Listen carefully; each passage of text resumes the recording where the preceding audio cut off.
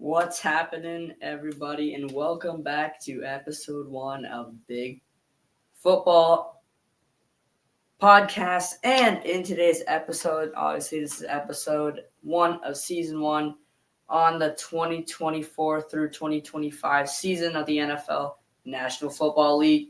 And today we have a couple things to discuss. We're going to go through every single game on week 11 of the National Football League, going through stats, scores, and some games that just we want to skip over. We already expected this to happen. And we're going to go through this every single game, you guys' stats, scores, updates, and more. Without further ado, guys, we're going to get right into this video. But if you want to, it's up to you guys.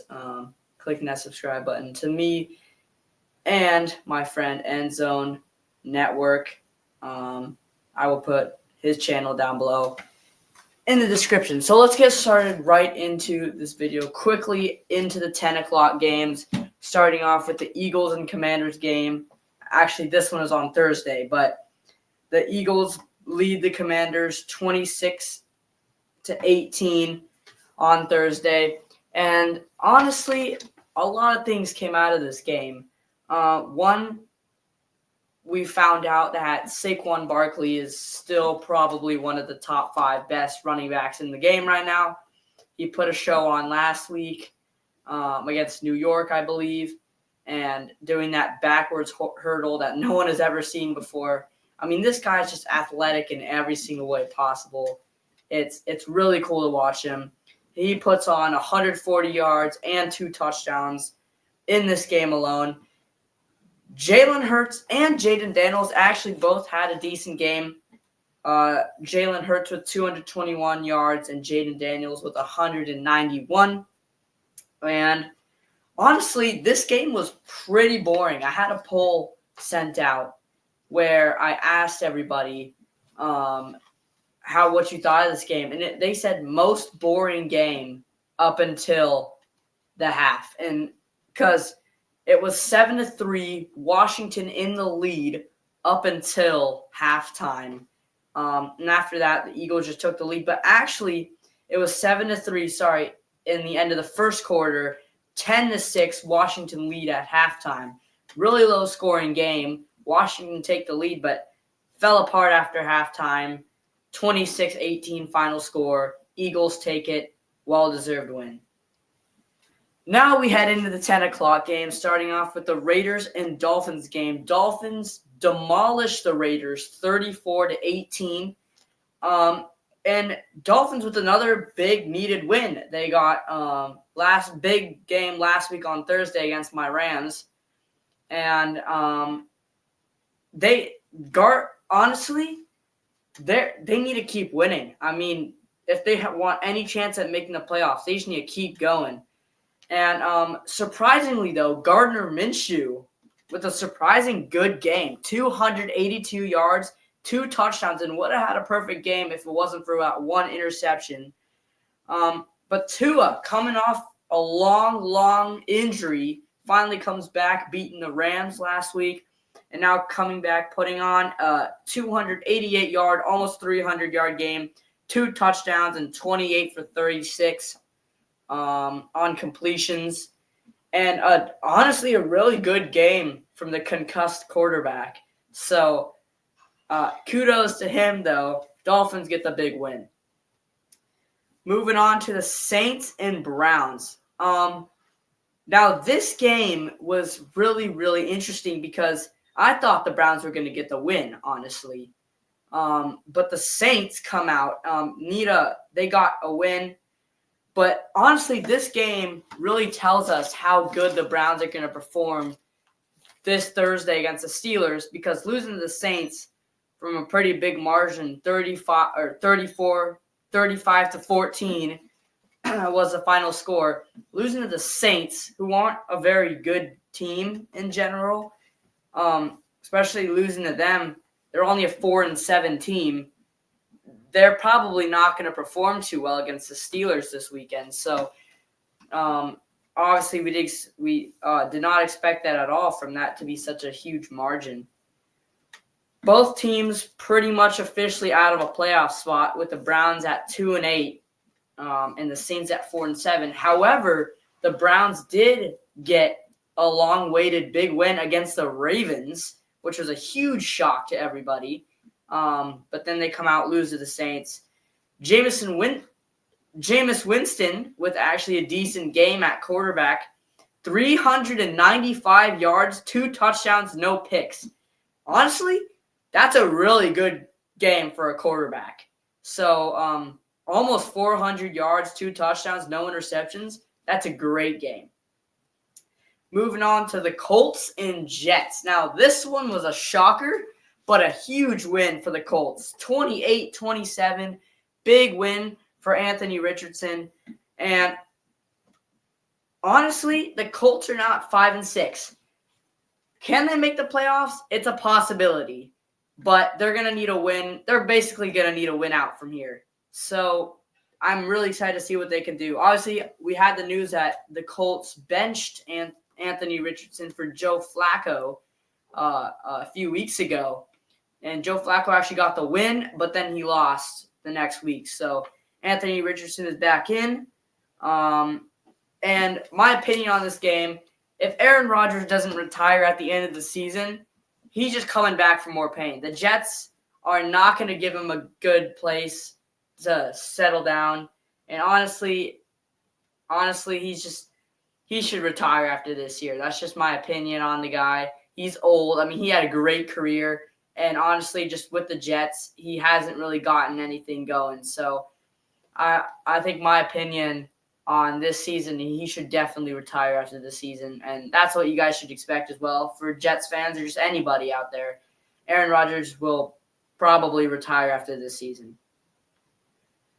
Vikings and Titans, I really didn't have anything much to say about this game because it was highly expected. The Titans obviously got a big win against the Patriots, but they couldn't really get anything started in this game. 23-13.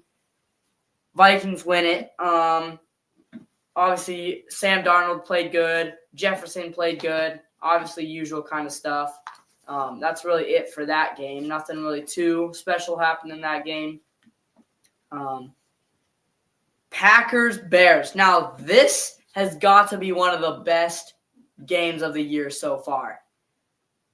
And you already know. Hold up. You already know what my second favorite team is right here. Let's go. Hey, so I'm not going to lie, though. I was pretty disappointed in the fact that the Bears lost that game because they really should have won that game. But, really awesome game to watch, though. 2019, big win for the Packers. Jordan Love actually played pretty bad in this game besides his yards. He had 260 yards, 1 touchdown, 1 interception, only 1 touchdown. Yards are pretty good. The pick, though, and honestly, expecting more out of him, but decent game, I guess. Christian Watson still putting up really good receiving yards, 150 yards and touchdown. And a lot of questions I get asked a lot, do the Bears still have hope? I really think that they do. Honestly, they have probably their best team that they've had for the past probably 10 years. They have not had a really good team for a while. And just the fact that they get this rookie QB in here and just kind of start to win more games, I really do think they have a chance to make the playoffs. If they make the playoffs, that would be awesome. I would love to see the Bears in the playoffs. They have not been there for years and years and years, so that would be a really fun team to see in the playoffs as well. Jaguars-Lions, absolute blowout, 52-6. Obviously expected. I would like to talk about the Lions a little bit because they're obviously a Super Bowl contender, probably the best team in the NFL right now. They're tied for the best record in the NFL right now with the Chiefs. We'll talk about the Chiefs a little bit later. And honestly, I freaking love Jared Goff, man. I mean, he used to be a Ram. He took us to 1 Super Bowl. We lost it to the Patriots. Lowest scoring Super Bowl in history, but we made it there. And I would love to see Jared Goff in the Super Bowl. No hate to him at all. Awesome QB. He's got an amazing receiving core around him. Amon-Ra St. Brown, he's something special too. Honestly, we're looking for a Lions Super Bowl this year. If it's not Lions Chiefs, it's going to be Lions Bills. So probably one of my favorite Super Bowls that we've had in a long time since the Rams Bengals. So that's all I really got to say about that game. Jaguars probably don't have any hope of making the playoffs or Super Bowl for a pretty long time. They're going to need a rebuild, get some good draft picks out there. And that's pretty much all I got to say. We're on to the last 10 o'clock game. My Rams beat the New England Patriots 28-22. Big win for the Los Angeles Rams, especially after coming off last week with a loss to the Dolphins. Got a couple things to say. It was a fun game to watch. Pretty high-scoring game. And Cooper Kupp finally got that bomb touchdown for 69 yards. That was pretty cool to see. We haven't really seen that out of him since he came out of injury. So it was really cool to see him get one of those big, long touchdown grabs, take it to the house. So that was really, really cool to see out of him. But I would like to actually defend the Patriots a little bit here and say that, honestly, they put up a really good fight, especially I have a couple reasons to why it was such a close-scoring game. And the fact of the matter is that the Rams let the reason I'm upset about this game is the fact that the Rams let the Patriots come back as much as they did. Like, genuinely, the fact that the Patriots came back is just astonishing to me. We should have got a blowout win right there. But no, the Patriots came back and make it a one-score game. And my main reason for that is the defense. The defense just goes to sleep after if we're up by a lot. And honestly, even the commentators, if you watch any Rams games, you just hear them say that, like, this team, if they see that we're up by even 14 points, the other team just starts scoring. They think it's okay to just, like, hang around, celebrate the victory. The game isn't over yet, guys. So that's why a lot of teams always catch up near the end of the game. And that's what makes the game way closer than it really needs to be. But still a big win for the Rams. We're 5-5 now. Hopefully we can make the playoffs. We'll see. Ravens-Steelers, another pretty good game. 18-16 win for the Steelers. I was actually watching this game. It was honestly a good game for the Steelers defense. Their defense finally woke up in the second half. First half, neither team were playing good at all. I mean, neither offense nor defense. It was kind of a sloshy game to watch. You know what I'm saying? So, in a way, it was probably one of the most boring first halves. But after that second half, I don't know what coach said in the locker room, but they came out and played a good second half, good win. Both QBs had really good games. Both QBs had 200 yards passing. Russell Wilson and Lamar Jackson, both a touchdown and both an interception. George Pickens, probably one of the best wide receivers in the league right now. His hands are just awesome. Super fun to watch. He's still balling out. And honestly, he could be my pick for winning Offensive Player of the Year. Like, there's going to be a lot of controversy over that, but George Pickens is probably my pick for the Offensive Player of the Year. Seahawks-Niners, 20-17. Not expected, but the Seahawks get the win, 20-17 by 3. And for this game, I have something special because we have a special guest in this episode, my friend and YouTuber. Welcome in, Endzone Network. What's up, Endzone? How's it going?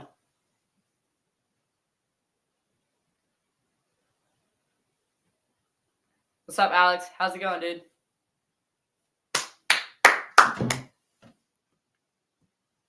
I want to say right now. Why are you muting me? I also want to say right now, the Niners are washed. All the Niners players are washed. And I just want to say, before we get this recap, I want to say, as Oliver was saying earlier with the the Rams defense falling asleep in the second half, or once they get up a lead, I feel like the Niners defense is the exact same thing. And I don't know if that's just an NFC West thing. I don't know. But right now, the Niners are not looking like they were last year. Not at all. No. They were a Super Bowl caliber team last year. They were what? What were they? Week 12. They were what, 9-3 this time? Yeah. This time? Yeah. 8-3, I want to say. I don't know. But they were not this bad. I do not believe that the Niners can make the Super Bowl this year because they are just, they're a shell of themselves. We got so many injuries. Brock Purdy's dealing with shoulder injuries. We still don't have half of our defense. And these Seahawks, they just controlled the game. The Niners were controlling the game, and the Seahawks take it. And it wasn't like the refs weren't involved, but the refs did not impact. I don't care what you say. This loss was not on the refs. This loss was on the Niners coaching staff. This loss was on the defense not showing up, and the offensive line penalties. 10 holding calls on the offensive line of the Niners.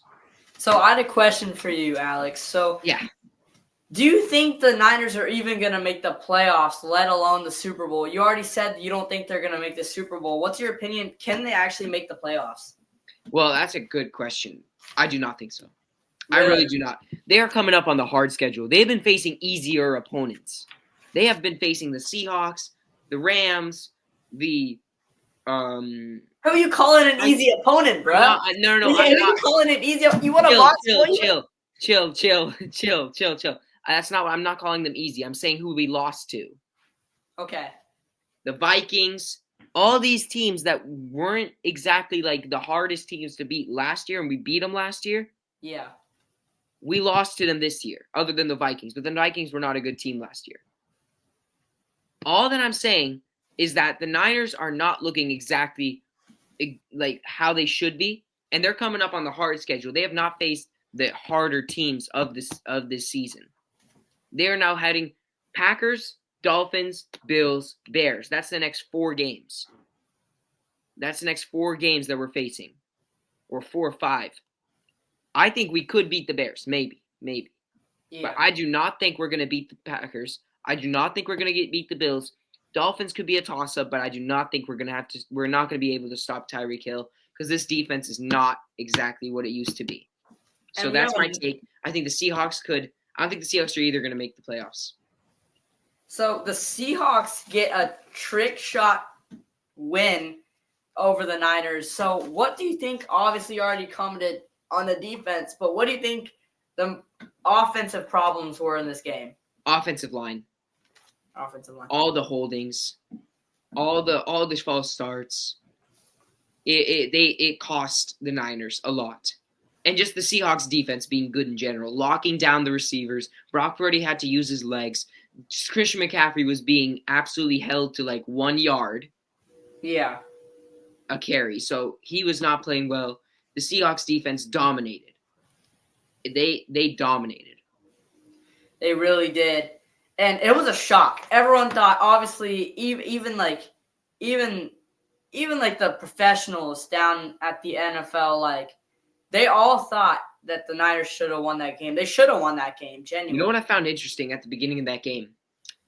The announcer went on such a rant in the beginning of the game, right before the ball was kicked off, and he was like, Brock Purdy, undefeated against the Seahawks, has never lost a game, has never played badly against the Seahawks. There you go. He was like back jinxing Brock Purdy, and he did not have a good game. But I'm not blaming it on that. I'm blaming it on Brock Purdy and on the offensive line. Honestly, so yeah, big loss, obviously. Geno Smith with actually a really, really good game. Probably his best game all season, I'm not going to lie.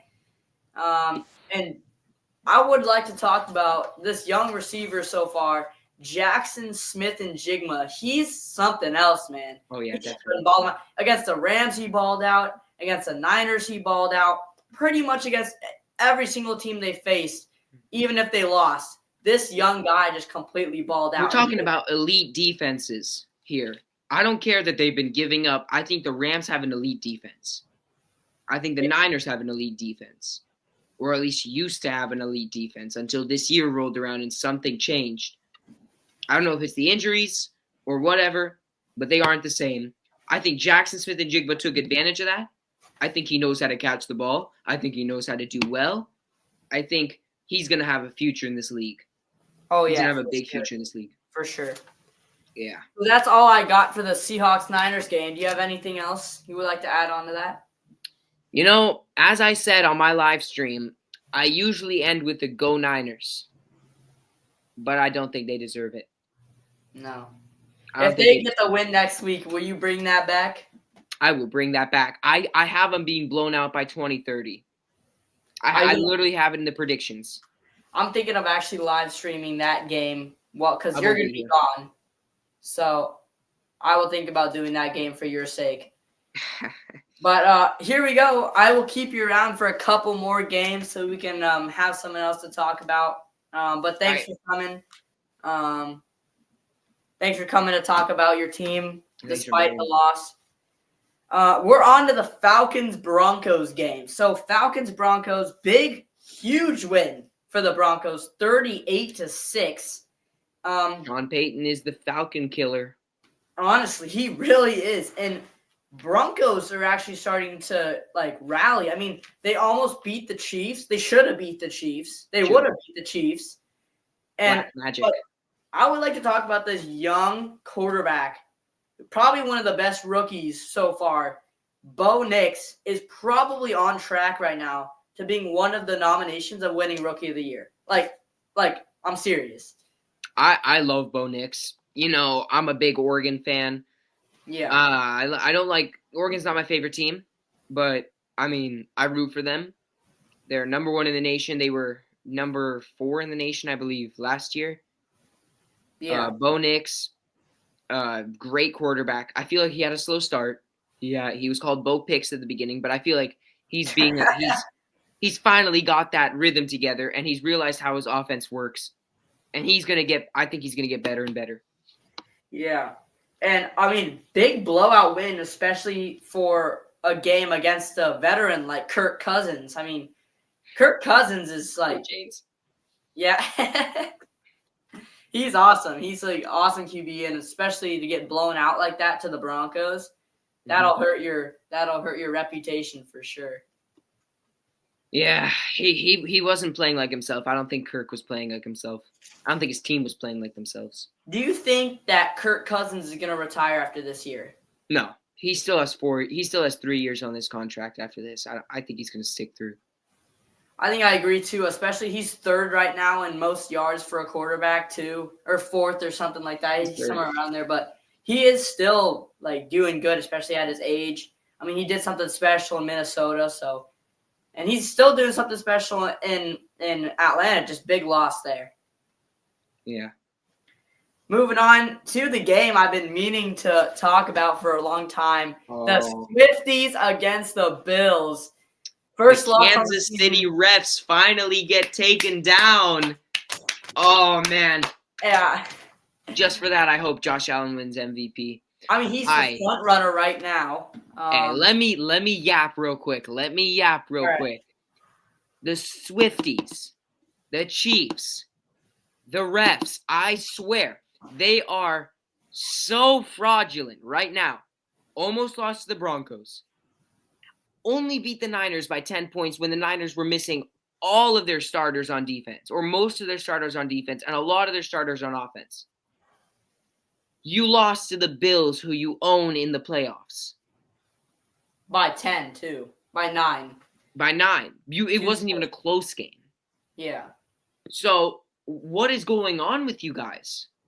I'm telling you, the Chiefs, I do not think they're winning the Super Bowl. Yeah, honestly, that game alone just shows that they're definitely not Super Bowl contenders unless they pull it together. But Travis Kelce is progressively having his worst season ever. I mean, last year he was number 1 in yards even as a tight end as well. He was number 1. He led the NFL. This year, no, he did not. 30. Yeah, he did. He had his worst season ever last year. He had less than 1,000 yards. Last year, he was number 1 in yards. You can go He check was? Yeah. This year, he is 34th place right now. He is progressively having his worst season as a Chief or as himself ever. No, it was George Kittle who had the most yards, 1,020 Last year? last year. It might have been 2022. Yeah, in 2022. He had his worst season last year, and he's having an even worse season this year. Yeah, my fault. Travis Kelce is a shell of himself. Patrick Mahomes is getting a bit washed. I do not think he's in his prime anymore. Yeah, honestly. And he's still young. He's probably got like 5, 6, 7 years left. So I feel like the Chiefs have been getting carried by their defense, and their defense finally sold. They could not contain Josh Allen. Big win for the Bills. I was watching that game as well. I hope it's Bills-Lions Super Bowl. That'd probably be the most exciting Super Bowl yet in a while, honestly. In a long time. Just to have a change from one of the big teams like the Chiefs or the I'd like to see that Super Bowl. Because then at least it makes history. Yeah, honestly. Both teams make history. Moving on to Sunday Night Football, Chargers Bengals. Big win for the Chargers and Justin Herbert. Honestly, I always like to say, to see the Chargers and this is another playoff contender that has not been there for a really long time. Like, not a really long time, but they haven't been here for the past 3-4 years. So to see them get back into the playoffs, obviously with a really good record with 7-3, they're only 2 games behind the Chiefs right now. If they can get a win against Baltimore on Monday, they can be a playoff team. Oh, yeah. I mean, they're pretty much going to – they just need to win, 3-4 more games and they're in officially. So this would be a really fun team to see. I mean, in the playoffs, yeah. I like Justin Herbert. I do. I like Jim Harbaugh. You know, he coached the Niners, led them to a Super Bowl, and then they lost to the Ravens. Yeah. Yeah, honestly. And then we have the battle of, like I was talking about earlier, we have the battle of the Harbaughs this Monday. Interesting. Ravens, Chargers. That'll be a fun game. Alex, are you going to live stream that on your channel? Monday Night Football. Maybe. I'm not sure. Probably, yes. That would be awesome. I am live streaming the Thursday Night Football game. Yeah. We are in the middle of a cyclone right now, aren't we? Yeah. I just heard a bunch of thunder. We're still recording for you guys, though. Yeah, I can barely hear you right now. There's rain coming right down on my window. Oh, yeah. One more thing I'd like to talk about the Chargers game. I mean, the Chargers are led by a receiving core by Quentin Johnson and Joshua Palmer. Like, have you ever heard of those guys before now? I have heard of Quentin Johnson, except not any good things about him. Exactly. And now they're stepping up, and this team is 7-3. And that's it's got to be the coaching. The coaching. And that's just awesome. That's just awesome to see a young team that don't have really many big names just to step up and actually get some good wins. Yeah. And hopefully make it to the playoffs. On Sigma. Okay, so with that being said, Alex, thanks for coming by, bro. Really we got one more game. No, we don't. Texans, Cowboys. That's true. But I have something to say about that one. Yeah. All right, so I'm going to let you go now then. So thanks for coming up, dude. Appreciate you coming. Stay safe. Obviously, we'll see if I join you on Thursday for your live stream. We will see. With that being said, Alex, thanks for stopping by. We'll see you a little bit. Go subscribe to Endzone Network. Peace out. Yeah, subscribe to him first. Big Football 22, Big Football Podcasts. All right, peace out, Alex. Thanks for stopping by. All right, just me now for the final game, the Texans and the Cowboys.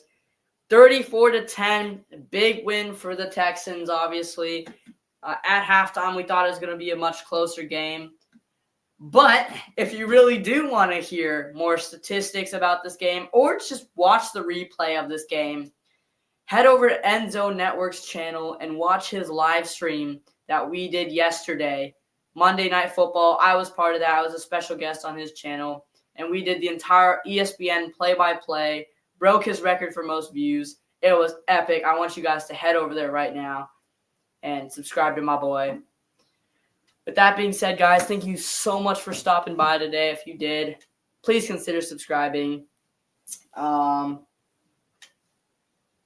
Obviously, we have one episode coming out every week, and then live streams on games. We'll see how that goes. And with that being said, Rams house. Let's go.